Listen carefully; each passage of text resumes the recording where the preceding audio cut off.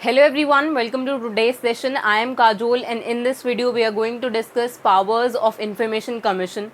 So इससे पहले वाले वीडियो में हमने exemption from disclosure of information को डिस्कस किया था और ग्राउंड्स ऑफ रिजेक्शन को भी हमने डिस्कस किया था। तो अब इस वीडियो में हम देखेंगे कि क्या पावर्स होते हैं इन्फॉर्मेशन कमीशन के पास under RTI act 2005। So let's get started. तो अब यहाँ पे CICs and SIC has a duty to receive complaints from any person who. तो अब यहाँ पे CIC और SIC जो हैं, जो हमने पहले डिस्कस किया था, तो इनकी ये ड्यूटी होती है कि वो रिसीव करेंगी कंप्लेंट्स को। तो अब कंप्लेंट्स वो किस पर्सन की हो सकती हैं, तो उसी का डिस्क्रिप्शन हम यहाँ पे देखेंगे। फर्स्ट है यहाँ पे who has not been able to submit an information request because PIO has not been appointed. अब अगर ऐसा होता है कि किसी एक पर्टिकुलर पर्सन को किसी भी एक पब्लिक अथॉरिटी से कोई इन्फॉर्मेशन जो है वो सीख करनी है, और अगर ऐसा होता है कि उस पर्टिकुलर पब्लिक अथॉरिटी ने कोई भी PIO जो है वो अपॉइंट नहीं किया है, तो फिर वो पर्टिकुलर पर्सन जो होगा जिसको इन्फॉर्मेशन सीख करनी है, वो अपनी इन्फॉर्मेशन को कैसे सीख कर पाएगा। तो इसीलिए ऐसे पर्सन के रिक्वेस्ट को ही यहाँ पर सबमिट करना होता है। CIC और SIC की ये ड्यूटी है कि वो अगर ऐसा है कि PIO अपॉइंटेड नहीं है किसी पब्लिक अथॉरिटी में, तो अगर कोई पर्सन उस पर्टिकुलर पब्लिक अथॉरिटी के रिगार्डिंग कोई इन्फॉर्मेशन सीख करना चाहता है, तो वो CIC और SIC के पास अपनी रिक्वेस्ट को सबमिट कर सकता है। तो ऐसे ही पर्सन से यहाँ पर CIC जो है वो कंप्लेंट्स को रिसीव कर सकती है। नेक्स्ट है यहाँ पे who has been refused information that was requested. तो अब अगर ऐसा होता है कि किसी एक पर्टिकुलर पर्सन ने, किसी एक सिटीज़न ने कोई इन्फॉर्मेशन सीख करी थी और उसकी इन्फॉर्मेशन जो है उसको रिफ्यूज़ कर दिया जाता है कि ये इन्फॉर्मेशन जो है आपको प्रोवाइड नहीं की जाएगी, तो फिर जो वो पर्सन होगा जो भी इन्फॉर्मेशन सीख कर रहा है, वो यहाँ पर CIC या SIC को कंप्लेंट फाइल कर सकता है उनके पास, अगर उसकी कोई भी इन्फॉर्मेशन जो है उसकी रिक्वेस्ट को रिजेक्ट किया जाता है तो। नेक्स्ट है who has receive no response to his or her information request within the specified time limits. तो अब जो स्पेसिफाइड टाइम लिमिट्स होती हैं वो हमने प्रीवियस वीडियोस में डिस्कस किया था कि यहाँ पर टाइम लिमिट है 30 डेज़ की, और अगर कोई किसी पर्सन से रिलेटेड अगर कोई इन्फॉर्मेशन है तो वो 48 आवर्स मतलब 2 डेज़ का टाइम वहाँ पर होता है। तो अगर ये जो स्पेसिफाइड टाइम लिमिट है इसके बीच में अगर किसी एक पर्सन को जिसने इन्फॉर्मेशन सीख करी थी उसको इन्फॉर्मेशन नहीं मिलती है,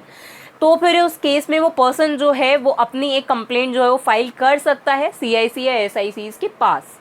तो इसीलिए यहाँ पर अगर वो पर्सन जो है उसको कोई रिस्पॉन्स नहीं मिला है, रिसीव नो रिस्पॉन्स, उसकी इन्फॉर्मेशन रिक्वेस्ट का अगर उसे कोई रिस्पॉन्स नहीं मिलता है with in specified time limit which is 30 days और 2 days in case of personal information of a person, तो फिर वो पर्सन जो है वो रिक्वेस्ट फाइल कर सकता है CIC और SIC के पास। तो यहाँ पर CIC और SIC के पास ये पावर है कि वो इन कंप्लेंट्स को रिसीव कर सकती हैं, जो भी एक पर्सन देगा अगर उनको कोई इन चीज़ों की रिगार्डिंग अगर कोई कंप्लेंट्स हैं तो इन सारी रिक्वेस्ट को एड्रेस करने की जो पावर है वो यहाँ पर CIC और SIC के पास होती है। नेक्स्ट है यहाँ पे who thinks the fees charged are unreasonable. तो हमने डिस्कस किया था कि यहाँ पर जब हम कोई रिक्वेस्ट फाइल करते हैं किसी इन्फॉर्मेशन को सीख करने के लिए, तो वहाँ पर हमें कुछ नॉमिनल फ़ीस जो है वो भी पे करनी पड़ती है अलॉन्ग विद द रिक्वेस्ट। तो वैसे ही अगर ऐसा होता है कि किसी पर्सन को अगर ऐसा फील होता है कि उससे जो फ़ीस चार्ज की गई है उस इन्फॉर्मेशन को सीख करने के बदले में वो फ़ीस थोड़ी ज़्यादा है, मतलब अनरीजनेबली फ़ीस जो है वो चार्ज की गई है,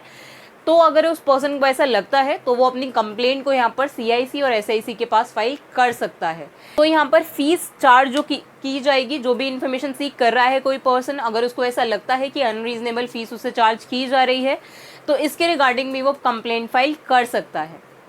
नेक्स्ट है यहाँ पर who thinks information given is false, incomplete और मिसलीडिंग। तो अब अगर एक पर्सन को ऐसा फील होता है जब उसको इन्फॉर्मेशन मिल जाती है, रिस्पॉन्स मिल जाता है उसको PIO से, तो उसके बाद उसको ऐसा लगता है कि वो जो इन्फॉर्मेशन उसे दी गई है वो फॉल्स है, मतलब वो गलत इन्फॉर्मेशन उसको दे दी गई है, या फिर इनकम्प्लीट इन्फॉर्मेशन उसको मिली है, उसने जो इन्फॉर्मेशन सीख करी थी वो पूरी इन्फॉर्मेशन उसको नहीं दी गई है, कुछ इनकम्प्लीट है, कुछ अधूरा है उस इन्फॉर्मेशन में, और उसको ऐसा लगता है कि वो मिसलीडिंग है, कि वो जो इन्फॉर्मेशन सीख कर रहा है वो एग्जैक्टली उसके रिगार्डिंग उसको इन्फॉर्मेशन जो है वो नहीं दी गई है, उसको मिसलीड किया जा रहा है। तो अगर किसी पर्सन को ऐसा लगता है तो वो यहाँ पर CIC और SIC के पास जो है वो अपनी कंप्लेंट को फाइल कर देगा और फिर CIC और SIC इस कंप्लेंट में इंक्वायरी करेंगी। नेक्स्ट है यहाँ पे any other matter relating to obtaining information under the act. अब अगर कोई भी ऐसा मैटर है, कोई भी दूसरा मैटर जो कि रिलेटेड होगा ऑब्टेनिंग इन्फॉर्मेशन से इस एक्ट के अंदर, तो इसके रिगार्डिंग भी जो भी कंप्लेंट्स होंगी वो यहाँ पर CIC और SIC जो है उनको एड्रेस करेंगे।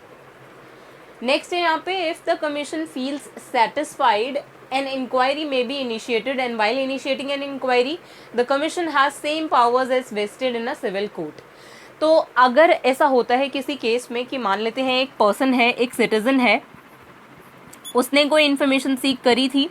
यहाँ पर अपना RTI उसने फाइल किया था, तो अब अगर ऐसा होता है इस केस में कि इस पर्सन को लेट्स से कोई भी इन सब में से कोई भी रीजंस की वजह से उस पर्सन को ऐसा लग रहा है कि उसको कोई इनकम्प्लीट इन्फॉर्मेशन मिल गई है लेट्स से, या फिर फॉल्स इन्फॉर्मेशन मिल गई है और इस पर्सन ने अपनी कंप्लेंट जो है वो CIC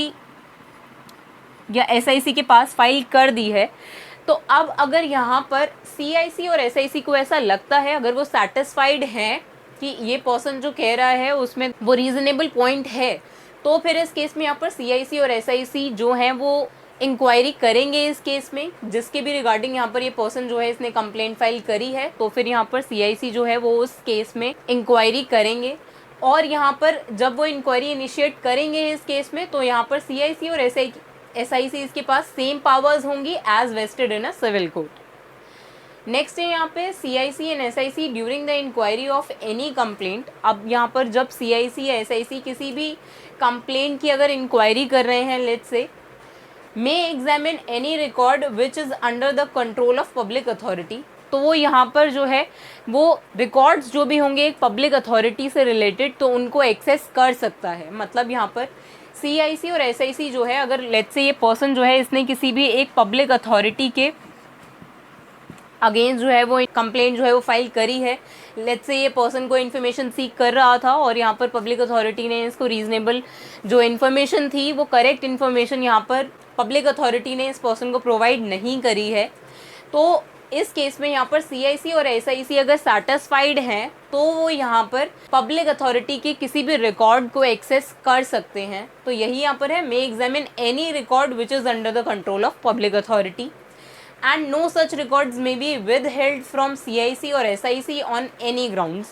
और यहाँ पर जो पब्लिक अथॉरिटी होगी वो कोई भी उसके जो रिकॉर्ड्स हैं उनको छुपा नहीं सकती CIC और SIC के इंक्वायर करने से। तो इसीलिए यहाँ पर ये जो पब्लिक अथॉरिटी होगी वो विदहेल्ड नहीं कर सकती कोई भी रिकॉर्ड को फ्रॉम द CIC और SIC, कि वहाँ पर SIC और CIC जो हैं वो फ्री हैं इंक्वायर करने के लिए या फिर पब्लिक अथॉरिटी का कोई भी रिकॉर्ड्स को एग्जामिन करने के लिए, ताकि वो इस केस में जो इस पर्सन ने कंप्लेंट फाइल किया है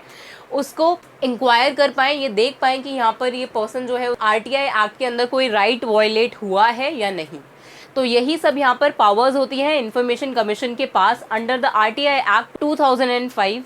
तो आई होप आप इन पावर्स को समझ गए होंगे कि यहाँ पर इंफॉर्मेशन कमीशन जो है उसके पास क्या क्या पावर्स होते हैं। तो अब इसके नेक्स्ट वीडियो में हम देखेंगे कि क्या इन्फोर्समेंट एंड पेनल्टी होती है, कि यहाँ पर अगर PIO जो है वो अगर स्पेसिफाइड टाइम के अंदर इन्फॉर्मेशन जो है वो प्रोवाइड नहीं कर पाते तो वहाँ पर क्या पेनल्टीज़ होंगी। So see you in the next video.